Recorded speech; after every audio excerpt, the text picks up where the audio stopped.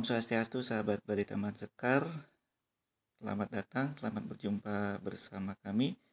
Apa kabar sahabat sekalian? Semoga dalam keadaan sehat dan sukses dalam segala aktivitas dan karir serta bahagia bersama keluarga.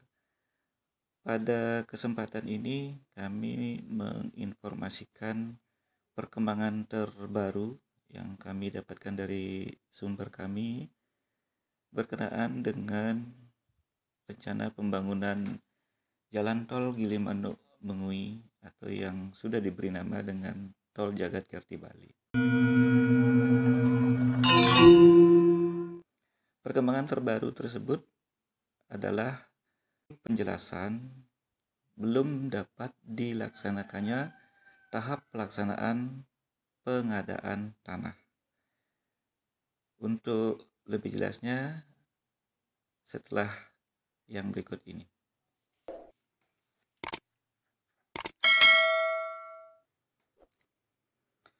Sahabat Bali Taman Sekar sekalian, ada dua penjelasan yang berkenaan dengan belum dilaksanakannya tahap pengadaan atau pelaksanaan pengadaan tanah.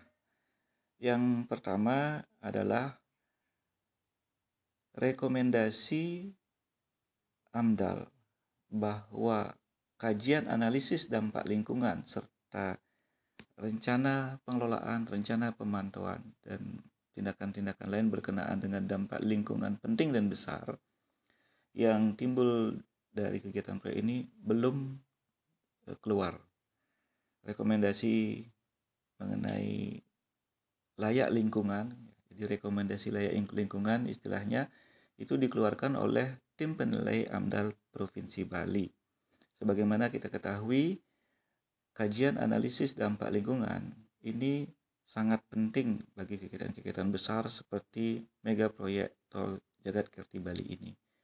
Pada tanggal 22 Maret yang lalu sudah dilaksanakan sidang tahap awal untuk mendengarkan masukan berkenaan dengan analisis dampak lingkungan dan 5 dokumen di dalamnya itu, dan masih diperlukan adanya perbaikan.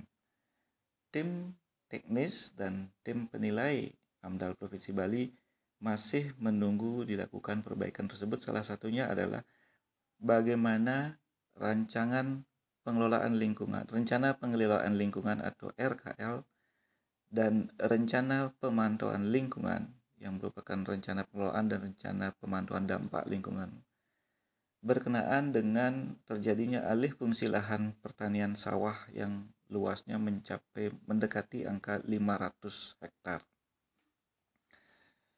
Yang berikutnya lagi, sidang untuk fase berikutnya atau tahap sidang penentuan rekomendasi belum dijadwalkan.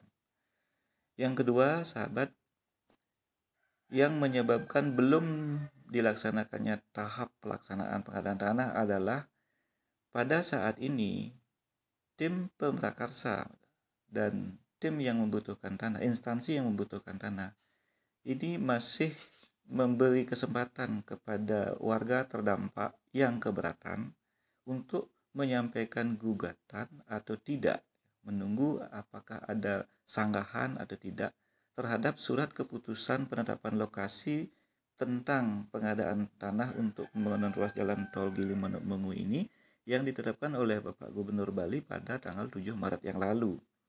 Dan dalam penjelasan sumber kami, masa sanggah ini berlaku 30 hari kerja.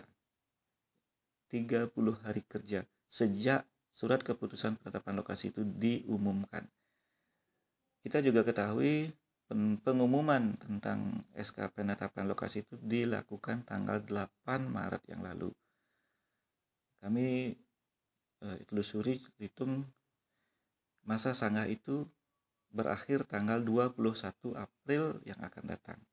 Nah, kita tidak tahu apakah akan ada gugatan keberatan atas keputusan penetapan lokasi tersebut atau tidak.